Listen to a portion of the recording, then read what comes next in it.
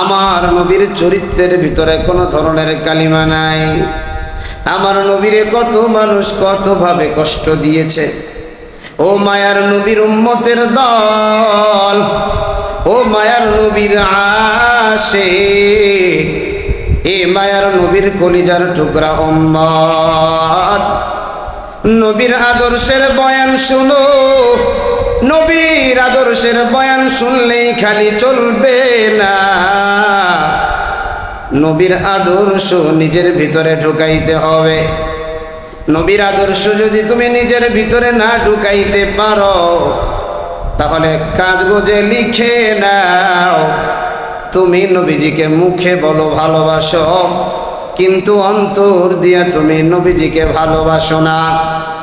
এবার তুমি শুনে নাও, অন্তর দিয়ে যদি নবীজিকে মহব্বত না করতে পারো, তুমি যত বড় নামাজি হও, যত বড় হাজি হও, যত বড় গাজী হও, যত বড় বক্তা হও, যত বড় আলেম হও, তোমার পরিণতিটা কিন্তু ওই আবু লাহাবের মতো হবে। আবু লাহাব আমার নবীজিকে এক সময় ভালোবাসছে, আর এক সময় নবীজির বিরোধিতা করেছে। আল্লাহ কয়, আমার বন্ধুর সাথে তুই বিরোধিতা করলি। ওই আবু লাহাবের শরীরের মধ্যে এমন একটা রোগ আল্লাহ দিয়ে দিয়েছে, শরীরের মধ্যে পচন লাইগা গেছে, শরীরের ভিতরে পোকা হয়ে গেছে। স্ত্রী বলে, এই ঘরে আর তোমার জায়গা নাই। সন্তান বলে, তোমার শরীর থেকে গন্ধ আসে, বাড়িতে তোমার জায়গা নাই। আবু লাহাব ডাক দিয়া বলে, তাহলে আমি কোথায় যাব? বলে, তুমি মরুভূমির ভিতরে চলে যাও। সন্তানও গেল না, স্ত্রীও গেল না, আবু লাহাব একা একা মরুভূমির ভিতরে গিয়া কয়েকদিন পরে আবু লাহাবের মরণ হয়। কেউ আবু লাহাবের খোঁজ খবর নেয় না, সন্তান বলো স্ত্রী বলো কেউ যায় না। কিছুদিন পরে গোলাম আবু লাহাবকে দেখতে গিয়ে দেখে, আজ থেকে 10-15 বছর আগে বিভিন্ন সময় খালের পাশে, নদীর পাশে, রাস্তার পাশে মরা গরু আস্তে আস্তে পচে যাইতো। দেখতাম এত বড় বড় লম্বা লম্বা পোকা ওই গরুটাকে খায়। খাদেম গিয়া দেখে আবু লাহাবের শরীরটা পুরা পোকায় ঘিরে রেখেছে। কি পরিমাণ দুর্গন্ধ! খাদেম নিজে নাকে কাপড় দিয়ে ওই জায়গা থেকে চলে আসছে, কারণ এটা সাথে রাসূল, রাসূলের সাথে বেয়াদবির ফল। ওই যে আবু লাহাবের স্ত্রী উম্মে জামিল, বড় সুন্দরী মহিলা। এই সুন্দরী মহিলা বাজারে জঙ্গল থেকে কাঠগুলা টুকায়া টুকায়া আনতো। আল্লাহ এবার আজরাইলরে বলে, ও আজরাইল, আমার বন্ধুরে এই বেঈমানটা বড় কষ্ট দিয়েছে, তোর বেশি কিছু করা লাগবে না। তাফসীরের কিতাবের ভিতরে আসছে, একদিন জঙ্গল থেকে কাঠ কেটে বাড়ির দিকে রওনা হয়। আজরাইল তার মাথার বোঝাটাকে হালকা একটু পিছনের দিকে ধাক্কা দিয়ে দেয়। ওই বোঝার যে রশিটা ছিল, রশিটা গলায় বেঁধে উম্মে জামিল সঙ্গে সঙ্গে ফাঁস নিয়ে মারা যায়। বাবা গেল এক পথে, স্বামী গেল এক পথে, স্ত্রীও গেল আরেক পথে। এবার আছে তার 2টা সন্তান। সন্তানগুলোও আমার নবীর সাথে বড় বেয়াদবি করেছে। আমার নবীর চেহারার উপরে থুতু মাইরা নবীজির মেয়েগুলারে তালাক দিয়েছিল। আমার নবীর অন্তরে বড় কষ্ট। আল্লাহ এবার জঙ্গলের বাঘরে ডাক দিয়া কয়, এ জঙ্গলের বাঘ, আমার নবীর সাথে যারা বেয়াদবি করবে, আমার নবীরে যারা কষ্ট দিবে রে, এদেরকে আমি আর দুনিয়াতে দেখতে চাই না, তাড়াতাড়ি যা। আবু লাহাবের দুইটা সন্তানকে গিয়ে তোরা দুইটা বাঘ গিয়ে খেয়ে ফেল। দুই বাঘ যখন হুকুম পাওয়া যায়, একটা সন্তান একটা ব্যবসায়ী কাফেলার ভিতরে ছিল রে ভাই। বাঘ প্রথমে গিয়ে কাউকে আক্রমণ করে না, এক একজনের চেহারার কাছে যায়, আর তার চেহারা থেকে একটা ঘ্রাণ সুখে গিয়ে দেখে না, এই ঘেরান তো আমার সেই ঘেরান না, যেই ঘেরান আল্লাহ আমার নাকের ভিতরে লাগায় দিয়েছে। আল্লাহ পাকের দরবারে শুকরিয়া যে আল্লাহ রাব্বুল আলামিন আল্লাহর ঘর পবিত্র মসজিদে আমাকে আপনাকে আজানের সাথে সাথে সমবেত হওয়ার তৌফিক দান করেছেন। এজন্য শুকরিয়াতান বলি আলহামদুলিল্লাহ। লক্ষ কোটি দুরূদ ও সালাম মানবতার মুক্তির দূত, মানবতার মুক্তির দিশারি আকায়ে নামদার তাজদার মদিনা সাকিয়ে কাউসার শাফিয়ে মাহশার आकाए नामदार मदीना का ताजदार जनाब मोहम्मद रसूलुल्लाह सल्लल्लाहु अलैहि वसल्लमेर ऊपर सम्मानित उपस्थिति, আমি আপনাদের সামনে মহাগ্রন্থ আল কোরআন থেকে একটি আয়াতে কারিমা তেলাওয়াত করেছি। বিশ্বনবী, শেষ নবী, মহানবী, শ্রেষ্ঠ নবী সাল্লাল্লাহু আলাইহি ওয়াসাল্লামের অসংখ্য অগণিত হাদিস থেকে একটি হাদিস পাঠ করেছি। তেলাওয়াতকৃত আয়াত এবং হাদিসের আলোকে ইখলাস ও আমলের নিয়তে আল্লাহ পাক আমাকে আপনাকে কিছু কথা বলবার এবং ধৈর্য ধারণ করে শুনবার তৌফিক দান করুন। সকলে পড়ি আমিন। আমার বন্ধুগণ, আমাদের আলোচনা চলছে সিরাতুন নবী ও মিলাদুন নবী। আজকের আলোচ্য বিষয় হলো নবীজির উত্তম চরিত্র, উত্তম আখলাক।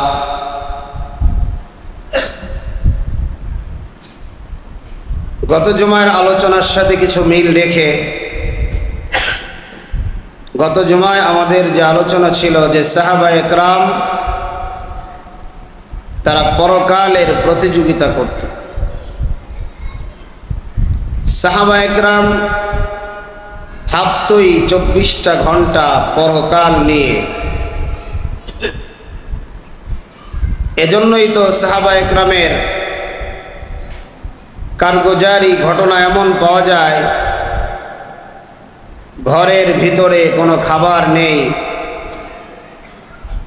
বিশ্বনবী সাল্লাল্লাহু আলাইহি ওয়াসাল্লাম বলেছেন, তোমার ঘরে কাকে রেখে আসছো? সাহাবায়ে কেরাম এক বাক্যে জবাব দিয়েছেন, আল্লাহ এবং তার নবীকে। সুবহানাল্লাহ। একটু জোরে পড়েন না সুবহানাল্লাহ। এটা হলো ভালোবাসার সর্বোচ্চ স্থান, যে আমি আল্লাহ এবং নবী ছাড়া অন্য কিছু চিন্তাই করতে পারি না।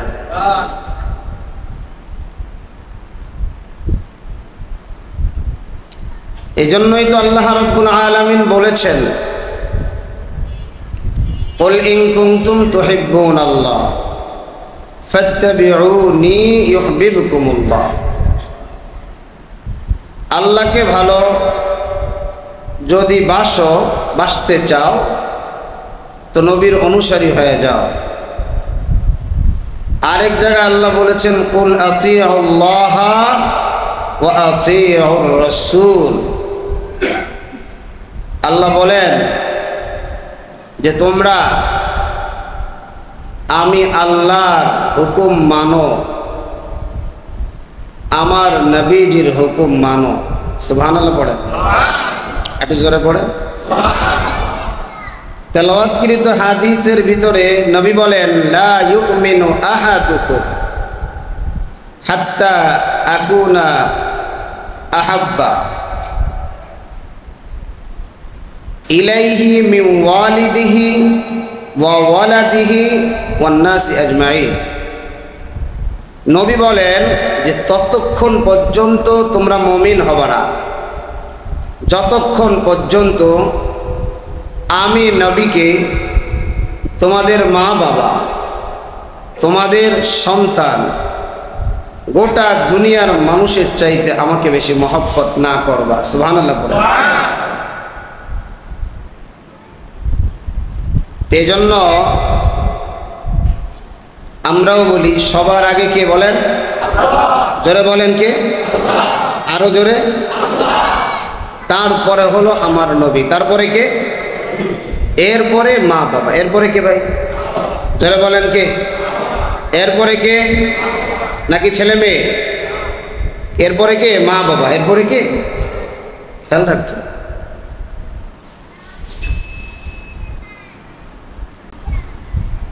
আল্লাহু আকবার। তো এই কারণে নবীজিকে ভালোবাসার সর্বোচ্চ স্থানে রাখতে হবে। সাহাবা একরাম নবীজিকে ভালোবাসতেন। অনেক ঘটনা আপনাদেরকে শুনিয়েছি। উহুদ যুদ্ধের সময় একজন সাহাবীর নাম হলো হযরত কাতাদা ইবনে নু'মান রাদিয়াল্লাহু তাআলা আনহু। তিনি নবীজির সামনে দাঁড়ায় গেলেন যুদ্ধ যখন শুরু হয়। তো সবাই বলতেছে তুমি নবীজির সামনে কেন দাঁড়িয়েছো? হযরত কাতাদা ইবনে নু'মান রাদিয়াল্লাহু তাআলা আনহু বলছেন, আমি নবীজির গায়ে কোনো তীর লাগতে দেব না। তীর যদি লাগতে হয় আগে আমাকে ভেদ করতে হবে। তো একটা তীর লাগার পরে সরাসরি একটা তীর তার চোখের ভিতরে লাগছে। লাগার সাথে সাথে চোখের যে মণিটা আছে, মণিটা বের হয়ে হাতের মধ্যে চলে আসছে। তা হাতের মধ্যে নিয়ে বলতেছে, ইয়া রাসূলুল্লাহ, এই আমার হাতে তো আমার চোখের মণি বের হয়ে গেছে। আপনাকে ভালোবাসতে গিয়ে যে আমি জীবিত থাকতে একটি তীর আপনার শরীরে লাগবে তা হতে পারে না। আল্লাহু আকবার। নবীজি বলেন, সাহাবী, আমাকে তো তুমি এমনি ভালোবাসো নাই, মূলত আমাকে ভালোবেসে আমার আল্লাহকে ভালোবাসো। আমাকে ভালোবেসে আমার মওলাকে ভালোবাসতে চাও। সুতরাং চোখের মণিটা তুমি আমাকে দিয়ে দাও। নবীজি হাতে নিয়ে যেই জায়গাটা থাকার কথা আবার ওই জায়গায় লাগায় দিয়েছে। সাহাবী বলেন, আমার অপর চোখ দিয়ে আমি যেরকম দেখতাম এই চোখ দিয়া তার চাইতেও কয়েক গুণ বেশি দেখি। শুধু তাই না, সাহাবী বলেছে যে আমার বয়স যখন শেষ প্রান্তে আমার এক চোখে আমি আফসা আফসা দেখি, অপর চোখ দিয়া নবী যেদিন যেমন লাগিয়েছিলেন আমি মরণের আগ পর্যন্ত তেমনই দেখি।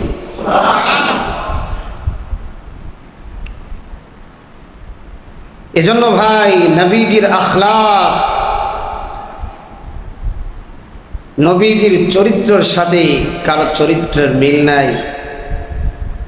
কোন নবীজির চরিত্রের সাথে আমার নবীজির চরিত্রের মিল নাই।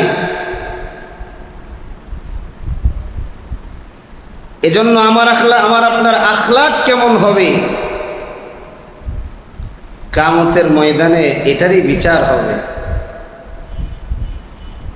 নবী আমার প্রশ্ন করেন, হে সাহাবী, দেখায় বলতেছে ওই লোকটা কেমন? সাহাবারা বলতেছে, ইয়া রাসূলুল্লাহ, উনি তো আল্লাহর 5 ওয়াক্ত নামাজ হুকুম তো তিনি পড়েন, আপনার তরিকা সুন্নাতগুলো আদায় করেন, নফলও তিনি পড়েন, খুব বেশি পরিমাণ নফল পড়েন। নবীজি বলছেন, মানুষের সাথে তার সম্পর্কটা কেমন, মানুষ তাকে কি বলে সাহাবারা জবাব দিলেন, মানুষ তেমন তাকে পছন্দ করে না, ক্যাট করে গিবত করে বেড়ায়, মিথ্যা কথা কয়ে বেড়ায়। নবীজি বলেন, শুনে নাও, এই বেচারাটা জাহান্নামী। জোরে কর নাউজুবিল্লাহ, আরো জোরে বলেন নাউজুবিল্লাহ। আরেক সাহাবীকে লক্ষ্য করে বলতেছে নবীজি আমার, এই ব্যক্তিটা কেমন? সাহাবারা বলতেছে, ইয়া রাসূলুল্লাহ, তিনি ফরজ আদায় করেন, সুন্নত আদায় করেন, নফল কখনো পারলে করেন, না পারলে করেন না। বলে, মানুষের ধারণা তার ব্যাপারে কেমন? বলে, লোকটা খুব ভালো, কাউকে কখনো কথার দ্বারা আঘাত করে না, কষ্ট দেয় না, প্রতিবেশীর সাথে ভালো সম্পর্ক। নবীজি বলেন, এই ব্যক্তিটা আল্লাহর তৈরি জান্নাতের মেহমান হবে। আরো জোরে বলেন সুবহানাল্লাহ। আসলে জান্নাত কামাই করা অনেক সহজ, জাহান্নামের রাস্তায় যাওয়াই কঠিন। আপনি দেখেন, কোনো গুনার আয়োজন যখন করা হয়, আপনি দেখেন সেখানে কি পরিমাণ অর্থকড়ি, সময় ব্যয় হয়, খরচ যায়। কিন্তু জান্নাত কামাই করা কতটা সহজ! আপনি যদি হালালভাবে চলতে পারেন, আল্লাহর হুকুম আর নবীর সুন্নাতে মুআক্কাদাগুলো যদি পালন করতে পারেন, এই জামানার ওলি হলেন আপনি। জোরে কোন সুবহানাল্লাহ। কিন্তু এখন আপনি আমি নামাজও পড়তেছি, গীবতও করতেছি, নামাজও পড়তেছি, মিথ্যা কথা বলতেছি। ও ভাই, একটা মিথ্যা কথা বলার সাথে সাথে তো আমল পানি হয়ে যাইতেছে, গীবত করার কারণে তো আমল পানি হয়ে যাইতেছে। আমি যে আমল করছি এটা তো আর থাকলো না। সেজন্য আখলাক, চরিত্রের বড় দাম। প্রতিবেশীর হকের বিষয়ে বিশ্বনবী সাল্লাল্লাহু আলাইহি ওয়াসাল্লাম এমনভাবে হাদিস বলেছেন, সাহাবা একরামকে এমনভাবে তাকিদ দিয়েছেন, তো কোনো সাহাবা একরাম তো এটা ভেবেই ফেললো যে হারে প্রতিবেশীর সাথে আল্লাহই জানে ব্যবহার করাটা, যেন এই আমল করাটা কি ফরজ হয়ে যায় কিনা।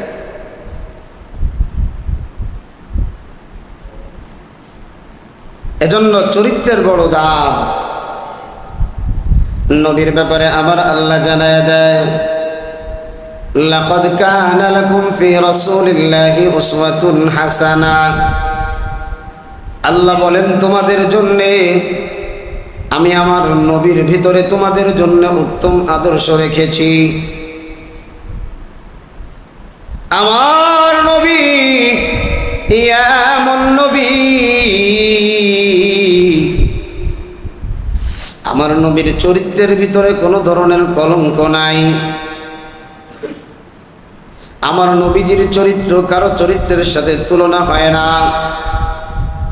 আমার নবীর ব্যাপারে আমি আল্লাহ সার্টিফিকেট দিয়ে দিলাম, ওয়া ইন্নাকা লাআলা খুলুকিন আযীম।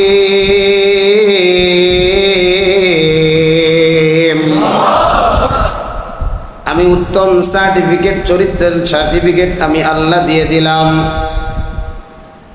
আমার নবী চরিত্রের কারণেই আরবের সব মানুষগুলা আমার নবীকে গালি দেয়, বিভিন্ন ধরনের কথা বলে, নবীর ধর্ম মানে না, কিন্তু ওই নবীজির কাছে গিয়ে তাদের মালগুলাকে আমানত রাখে। জোরে বলেন সুবহানাল্লাহ।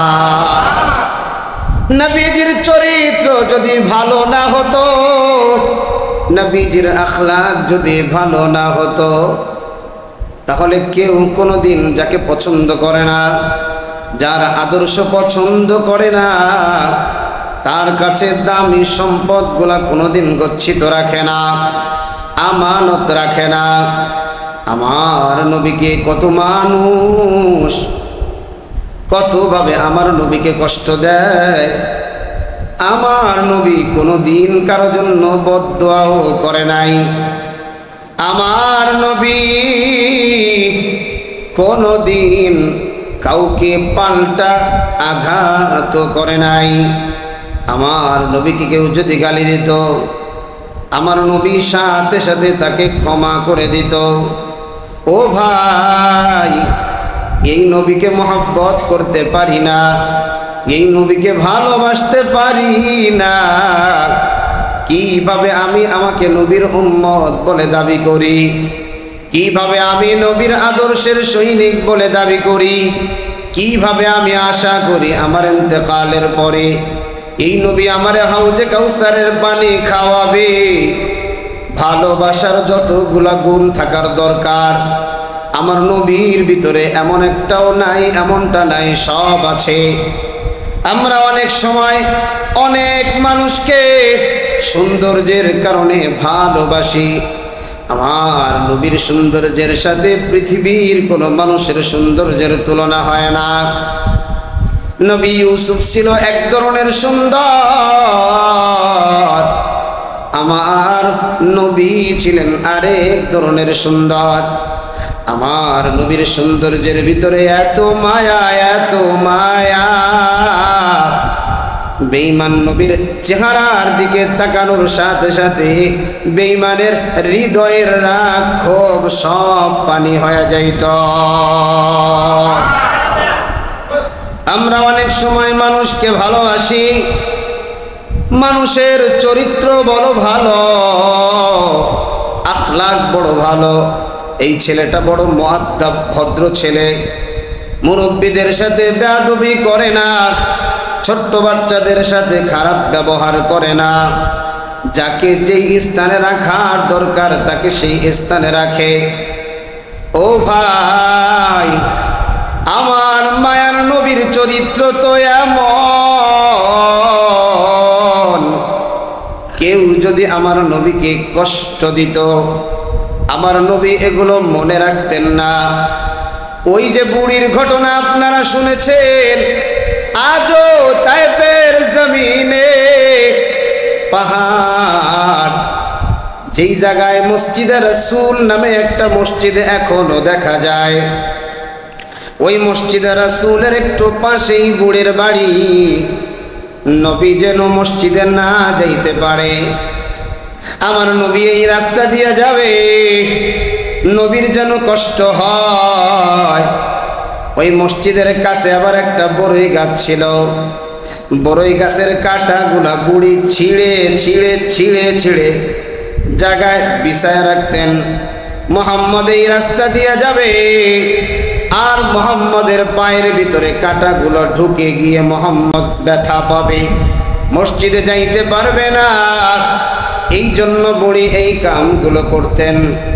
আমার মায়ার নবী আদর্শটা কেমন, আমার মায়ার নবীর চরিত্রটা কেমন।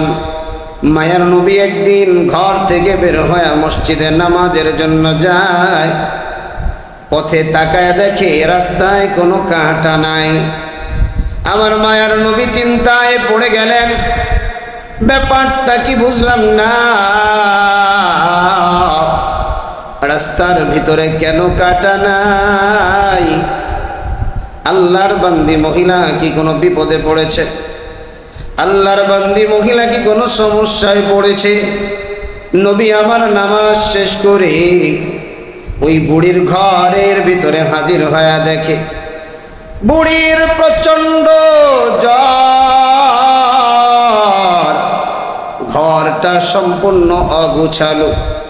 আমার মায়ার নবী ঘরের কাপড়গুলা সুন্দর করে সাজায়া বুড়ির ডাক দিয়া কয়, ও বুড়ি মা,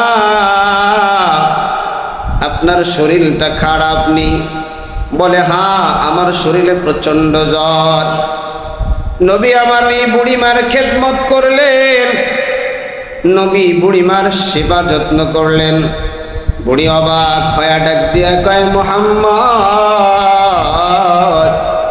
এতদিন মানুষগুলো বলেছে আপনি বড় খারাপ, আপনি যদি বিজয় হয়ে যান আমাদেরকে আপনি শেষ করে ফেলবেন।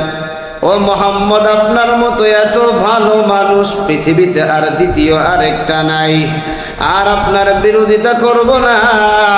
এই মুহূর্তে আমাকে কালিমাটা পড়ায়া মুসলমান বানায়া দেন। নবীর ফুলের মতো পবিত্র, আমার নবীর চরিত্রের ভিতরে কোনো ধরনের কালিমা নাই। আমার নবীরে কত মানুষ কত ভাবে কষ্ট দিয়েছে। ও মায়ার নবীর উম্মতের দল, ও মায়ার নবীর আশিক, এ মায়ার নবীর কলিজার টুকরা উম্মত, নবীর আদর্শের বয়ান শুনো। নবীর আদর্শের বয়ান শুনলেই খালি চলবে না, নবীর আদর্শ নিজের ভিতরে ঢুকাইতে হবে। নবীর আদর্শ যদি তুমি নিজের ভিতরে না ঢুকাইতে পারো, তাহলে কাগজে লিখে নাও, তুমি নবীজিকে মুখে বলো ভালোবাসো, কিন্তু অন্তর দিয়ে তুমি নবীজিকে ভালোবাসো না। এবার তুমি শুনে নাও, অন্তর দিয়ে যদি নবীজিকে মহব্বত না করতে পারো, তুমি যত বড় নামাজি হও, যত বড় হাজি হও, যত বড় গাজী হও, যত বড় বক্তা হও, যত বড় আলেম হও, তোমার পরিণতিটা কিন্তু ওই আবু লাহাবের মতো হবে। আবু লাহাব আমার নবীজিকে এক সময় ভালোবাসছে, আর এক সময় নবীজির বিরোধিতা করেছে। আল্লাহ কয়, আমার বন্ধুর সাথে তুই বিরোধিতা করলি। ওই আবু লাহাবের শরীরের মধ্যে এমন একটা রোগ আল্লাহ দিয়ে দিয়েছে, শরীরের মধ্যে পচন লাইগা গেছে, শরীরের ভিতরে পোকা হয়ে গেছে। স্ত্রী বলে, এই ঘরে আর তোমার জায়গা নাই। সন্তান বলে, তোমার শরীর থেকে গন্ধ আসে, বাড়িতে তোমার জায়গা নাই। আবু লাহাব ডাক দিয়া বলে, তাহলে আমি কোথায় যাব? বলে, তুমি মরুভূমির ভিতরে চলে যাও। সন্তানও গেল না, স্ত্রীও গেল না, আবু লাহাব একা একা মরুভূমির ভিতরে গিয়া কয়েকদিন পরে আবু লাহাবের মরণ হয়। কেউ আবু লাহাবের খোঁজ খবর নেয় না, সন্তান বলো স্ত্রী বলো কেউ যায় না। কিছুদিন পরে গোলাম আবু লাহাবকে দেখতে গিয়ে দেখে, আজ থেকে 10-15 বছর আগে বিভিন্ন সময় খালের পাশে, নদীর পাশে, রাস্তার পাশে মরা গরু আস্তে আস্তে পচে যাইতো। দেখতাম এত বড় বড় লম্বা লম্বা পোকা ওই গরুটাকে খায়। খাদেম গিয়া দেখে আবু লাহাবের শরীরটা পুরা পোকায় ঘিরে রেখেছে। কি পরিমাণ দুর্গন্ধ! খাদেম নিজে নাকে কাপড় দিয়ে ওই জায়গা থেকে চলে আসছে, কারণ এটা সাতেমে রাসূল, রাসূলের সাথে বেয়াদবির ফল। ওই যে আবু লাহাবের স্ত্রী উম্মে জামিল, বড় সুন্দরী মহিলা। এই সুন্দরী মহিলা বাজারে জঙ্গল থেকে কাঠগুলা টুকায়া টুকায়া আনতো। আল্লাহ এবার আজরাইলরে বলে, ও আজরাইল, আমার বন্ধুরে এই বেঈমানটা বড় কষ্ট দিয়েছে, তোর বেশি কিছু করা লাগবে না। তাফসীরের কিতাবের ভিতরে আসছে, একদিন জঙ্গল থেকে কাঠ কেটে বাড়ির দিকে রওনা হয়। আজরাইল তার মাথার বোঝাটাকে হালকা একটু পিছনের দিকে ধাক্কা দিয়ে দেয়। ওই বোঝার যে রশিটা ছিল, রশিটা গলায় বেঁধে উম্মে জামিল সঙ্গে সঙ্গে ফাঁস নিয়ে মারা যায়। বাবা গেল এক পথে, স্বামী গেল এক পথে, স্ত্রীও গেল আরেক পথে। এবার আছে তার 2টা সন্তান। সন্তানগুলোও আমার নবীর সাথে বড় বেয়াদবি করেছে। আমার নবীর চেহারার উপরে থুতু মাইরা নবীজির মেয়েগুলারে তালাক দিয়েছিল। আমার নবীর অন্তরে বড় কষ্ট। আল্লাহ এবার জঙ্গলের বাঘরে ডাক দিয়া কয়, এ জঙ্গলের বাঘ, আমার নবীর সাথে যারা বেয়াদবি করবে, আমার নবীরে যারা কষ্ট দিবে রে, এদেরকে আমি আর দুনিয়াতে দেখতে চাই না, তাড়াতাড়ি যা।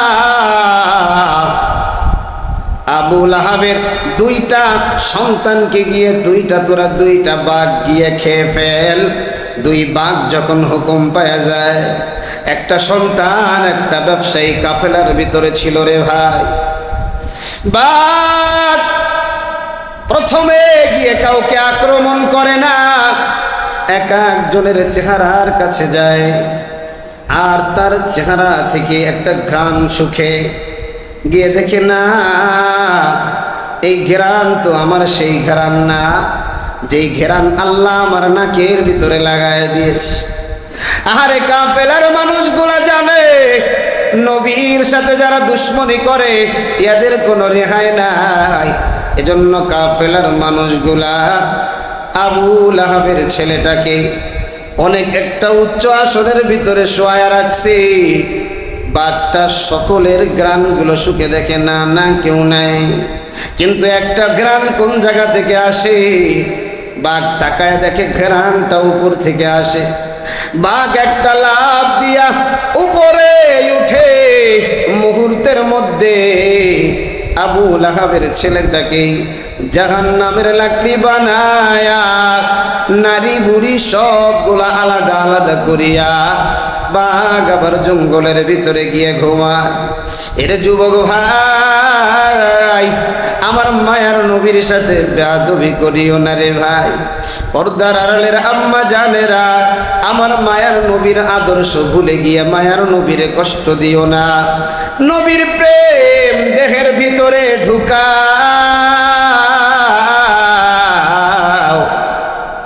আমার নবীর চরিত্র, নবীর গুণে গুণান্বিত হয়ে যাও। নবীরে যারা ভালোবাসছে এরাই দামি হয়ে গেছে, যারা নবীর আদর্শ নিজের ভিতরে ঢুকাইছে এরাই দামি হয়ে গেছে। আমার নবী কাউকে কোনোদিন কলগালি দেয় নাই, আমার মায়ার নবী কাউকে কোনোদিন কষ্ট দেয় নাই। অথচ ইহুদির বাচ্চারা আমার নবীরে কম কষ্ট দেয় নাই, আমার মায়ার নবীরে একদিক দিয়া কষ্ট দেয় নাই। বিভিন্নভাবে আমার নবীকে ইহুদির বাচ্চারা কষ্ট দিয়েছে। এরপরেও নবী আমার ইহুদিদের বিরুদ্ধে তেমন কোনো বদদুআ করে নাই। আজ পর্যন্ত নবীর উম্মতদেরকে ইহুদির বাচ্চারা কষ্ট দিয়া যায়। একজন ইহুদি একবার চিন্তা করলো, মুহাম্মদকে আজকে একটা কষ্ট আমি দিব। ইহুদি এই চিন্তা ভাবনা করিয়া ইহুদি সারা দিন কিছু না খাইয়া চিন্তা করছে আজকে সন্ধ্যার সময় মুহাম্মদের বাড়িতে আমি মেহমান হব। কারণ মুহাম্মদ তো আতিথিয় পরায়ণ, মুহাম্মদের দরবারে যে যায় তাকেই তো মুহাম্মদ মেহমানদারি করে। আজকে আমি যাব, আজকে আমি মুহাম্মদরে বড় একটা কষ্ট দিব। নবীর বাড়িতে সন্ধ্যার সময় মেহমান হয়ে যায়, খাবারের সময় হয়ে গেছে। আল্লাহর নবী ঘরের ভিতরে যেই খাবারগুলো রান্না হলো সব খাবারগুলো আল্লাহর বান্দার সামনে হাজির করেছে। আল্লাহর বান্দা এক এক করে সব খাবারগুলো আল্লাহর বান্দা খেয়ে ফেলেছে। আমার নবীর ঘরের সব খাবারগুলো শেষ হয়ে গেছে। এরপরেও আমার নবীর মনে কোনো কষ্ট নাই, আমার নবীর অন্তরে কোনো কষ্ট নাই। কারণ নবী আমার যা করে সব আল্লাহর জন্য করে, আল্লাহকে রাজি করার জন্য করে। ইহুদি এমন ভাবেই খাইছে, খাইতে খাইতে একবারে গলা পর্যন্ত খাইছে। নবী আমার সুন্দর করে ইহুদির জন্য বিছান বানায়, ল্যাপ তোশক যা লাগে শীতের দিন নবী হাজির করিয়া দেয়। এবার ইহুদিকে নবী আমার বলেন, আপনি সুন্দর করে ঘুমায় থাকেন, যদি আপনার কোনো কিছু প্রয়োজন হয় আপনি আমাকে ডাক দিয়েন, আমি আপনার প্রয়োজন পুরা করব। নবী আমার গিয়া ঘুমায়, ইহুদি আর ঘুমায় না। ইহুদি চিন্তা করে কেমন করিয়া করিয়া মুহাম্মদকে কষ্ট দেওয়া যায়। আমি তো আসছি মুহাম্মদকে কষ্ট দেওয়ার জন্যে। ইহুদি এবার চিন্তা করলো, যেই বিছানায় আমাকে মুহাম্মদ ঘুমাইতে সুযোগ করে দিয়েছে, আমি পায়খানা করে এই বিছানাটাকে আমি নষ্ট করে থুয়ে যাব। ইহুদি সারা রাত পায়খানা করে করে আমার মায়ার নবীর ঘরটাকে নোংরা বানায় ফেলছে। নবীজি আমার রাতে ইহুদির কোনো খোঁজ খবর নিতে পারে নাই। যখন ফজরের আজান হবে, আজানের আগে ইহুদি চিন্তা করলো, এখন তো মুহাম্মদ বের হয়ে আমার দরবারে আসবে। মুহাম্মদ আসার আগে আগে আমি এই জায়গা থেকে পালায়া যাই। যদি আমি না পালাই তাহলে হয়তোবা মুহাম্মদ আমাকে ছাড়বে না, মুহাম্মদ আমাকে ধরে শাস্তির আওতায় নিয়ে আসবে। ইহুদি এই চিন্তা করিয়া আমার নবীর ঘরটা নোংরা করিয়া নবীজির ঘর থেকে বের হয়ে চলে যায়। নবী আমার নামাজ পড়িয়া তাসবিহ তাহলিল পড়িয়া এবার মেহমানের খোঁজ খবর নেওয়ার জন্যে ঘরের কাছে আইসা মেহমানকে ডাক দেয়। মেহমানের কোনো জবাব নাই। নবী আমার দরজাটা ধাক্কা দিয়া দেখে মেহমানটা বিভিন্ন জায়গায় পায়খানা করে রেখেছে। নবীজি আমার এই অবস্থা দেখিয়া নবী আমার চোখের পানি ছেড়ে দিয়া আমার মাওলারে ডাক দিয়া কয়, দয়ার মালিক, আপনি আমার বাড়িতে মেহমান পাঠাইয়াছিলেন, না জানি মেহমানটার কত কষ্ট হয়েছে।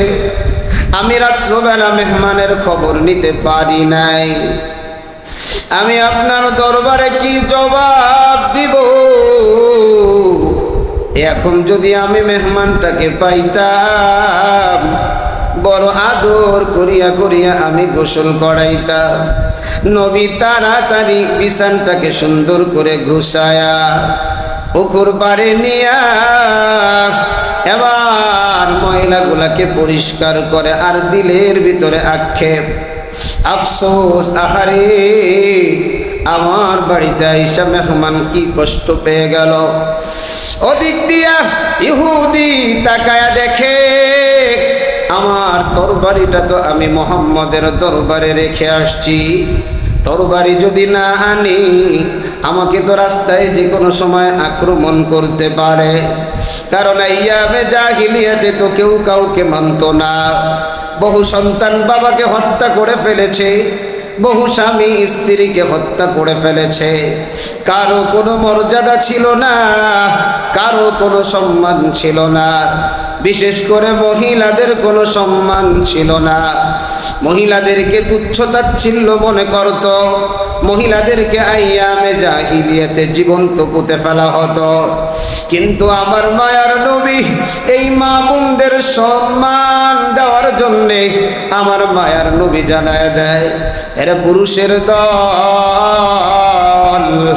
তোমরা আজকে মেয়েদেরকে হত্যা করো, কানটা খুলে শুনে নাও, প্রত্যেক সন্তানের জান্নাত তাদের মায়ের পায়ের নিচে। সুবহানাল্লাহ। এবার ইহুদি চিন্তা করলো, আমি মুহাম্মদের দরবার থেকে তরবারিটা নিয়ে আসব। ইহুদি এবার এক পা সামনে যায়, দুই পা পিছনে যায়।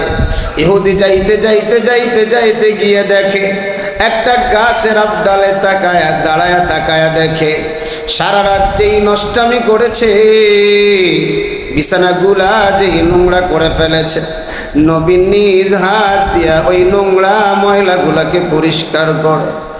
ইহুদির বড় ভয়, মুহাম্মদ যদি আমাকে এখন পেয়ে যায় আমারে হত্যা করিয়া ফেলাবে।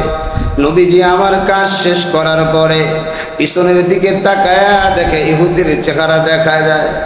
আমার মায়ার নবী দৌড়ায়া গিয়া ইহুদির জড়ায়া দইরা বলে, ভাই রাত্রে আপনার বড় কষ্ট হয়েছে, আপনি পায়খানা বাথরুম খুঁজে পান না, আপনি আপনার পেটটা পরিষ্কার করতে পারেন নাই। আল্লাহর ওয়াস্তে আমারে ক্ষমা শূন্য দৃষ্টিতে দেখবেন। নবীও কাঁদে, মুহূর্তের মধ্যে ইহুদির চোখটাও পানিতে ভিজে যায়। ইহুদি এবার আফসোস করে আর অনুতপ্ত হয়, আর ডাক দিয়া কয়, মুহাম্মদ, আমি তো আপনার বাড়িতে আসার উদ্দেশ্য হলো আপনাকে কষ্ট দেওয়া, আমার পেটও খারাপ হয় না, আমি এতদিন আপনারে বড় খারাপ জানতাম, যার কারণে আজকে কষ্ট দেওয়ার জন্য আপনার ঘরটা পায়খানা করে করে আমি মাখায় ফেলছি। ও মুহাম্মদ, আমারে আপনি শাস্তি দিবেন না, আমারে আপনি হত্যা করবেন না, আপনার নুরানি হাতটা আমার দিকে আগায়া দেন, আমি আপনার হাতটা ধরে কালিমা পড়ে মুসলমান হয়ে যা। এরে যুবক ভাই, নবীর আদর্শে আদর্শিত হয়ে যাও, মানুষদেরকে ক্ষমা করতে শিখো, মানুষের ভুলগুলাকে ক্ষমা করতে শেখো, মানুষের বেশি ভুল ধরার চেষ্টা করিও না রে ভাই, নিজের তো হাজারটা ভুল। নবী আমার বলেন, আমার কোন উম্মতেরা যদি তার ভাইয়ের দোষ গোপন রাখে, আল্লাহ তার দোষগুলাকে গোপন রাখে। জোরে কোন সুবহানাল্লাহ। এজন্য ভাইদেরকে বলি, বাজানদেরকে বলবো, এই দীর্ঘ 1.5 মাস আলোচনা হলো, আরে আমার নবী তো এমন নবী, গোটা জীবনে যতদিন হায়াত পাবো ততদিন যদি নবীজির আখলাক, চরিত্র, আদর্শ নিয়ে আলোচনা করি, আমার হায়াত হয়তো শেষ হয়ে যাবে, আমার নবীর আদর্শের আলোচনা শেষ হবে না রে ভাই। এজন্য রবিউল আউয়াল মাস গেল, এই পুরা মাস থেকে আমরা শিক্ষা নেব, নবীর আদর্শ ভাই ঢুকাও। নবীজিকে ভালোবাসবেন আপনি, কিভাবে আমরা বুঝবো, বা আমি নবীজিকে ভালোবাসি আপনারা কিভাবে বুঝবেন, সেটা আমার দিকে তাকায়া বুঝবেন। আপনি নবীজিকে ভালোবাসেন, সেটা আমরা কিভাবে বুঝবো, আপনার দিকে তাকায়া আমরা বুঝবো। আহারে, নবীকে যারা ভালোবাসে তো নবীজির কথা শুনলেই তো চোখটা পানিতে ভিজে যায়, নবীর কোনো আদর্শের কথা শুনলেই তো স্তব্ধ হয়ে যায়। না না, নবীর আদর্শের সাথে কাউকে কোনো তুলনা করা যাবে না। জন্য ভাইদেরকে বলি, বাজানদেরকে বলবো, জীবন কখনকার শেষ হয়ে যায়, কিন্তু একটা কথা সত্য, মরার পরেও হলেও আপনি দুনিয়াতে যদি নবীজির আদর্শ নাও মানেন, নাও পালন করেন, মরার পরে কিন্তু আপনারা যখন আমরা কবরে রাখবো, আমরা কিন্তু নবীজির আদর্শের উপরেই আপনারে কবরে রাখবো। তাহলে কি হবে, কি লাভ হবে আপনারা আমরা রাইখে, কি লাভ হবে বলেন? শুরু দিয়ে একটা ঘটনা কিন্তু আপনাদেরকে বলে গিয়েছি। মানুষের কাছে ভালো হও। তুমি হাজি কয়বার হজ করেছ, তুমি মুফতি সাহেব, তুমি বক্তা সাহেব কতগুলো মাহফিল করো, এগুলো কোনো আল্লাহর খাতায় যাবে না। এগুলো আইয়ামে জাহিলিয়াতের আদর্শ হলো। ও সময় গ্যাঞ্জাম ছিল, সুন্দররা কালোদেরকে মানুষই মনে করতো না, কিন্তু আল্লাহর কাছে ভাই সুন্দর আর কালোর কোনো দাম নাই। ওই সময় ধনীরা গরিবদেরকে মানুষই মনে করতো না, কিন্তু আল্লাহর কাছে ভাই টাকা পয়সার কোনো মূল্য নাই। গোলামের ঘরের গোলাম, গোলামের ঘরের গোলাম বেলাল, নবীজি জান্নাতে ঘুরে, নবীজি মেরাজের রজনীতে যায়, আরশের উপরে টক টক করে আওয়াজ, নবীজির কাছে এই আওয়াজটা পছন্দ মনে হয়, বলে নবী এটা তোমার বেলালের পায়ের আওয়াজ। সুবহানাল্লাহ। বলে গোলামের ঘরের গোলাম, আর নবীজির চেহারার মতোই চেহারা, নবীজির চেহারার মতোই চেহারা। আবু জাহেল আবু লাহাব, নবীজির চেহারার মতোই চেহারা। আবু লাহাব এর আরেকটা নাম আছে, হলো যে বড় সুন্দর সুন্দর সুদর্শন এক পুরুষ। কিন্তু দেখেন নবীজিরই বংশের, টাকা ছিল, ক্ষমতা ছিল, গৌরব ছিল, কত কিছু ছিল, লাস্টে কোথায় গেছে ভাই? জাহান্নামে চলে গেছে। এজন্য নবীজি ভালোবাসছে, চতুর্দিক দিয়ে ভালোবাসে, শুধু একটা বাসবেন আর একটা ছাড়বেন না।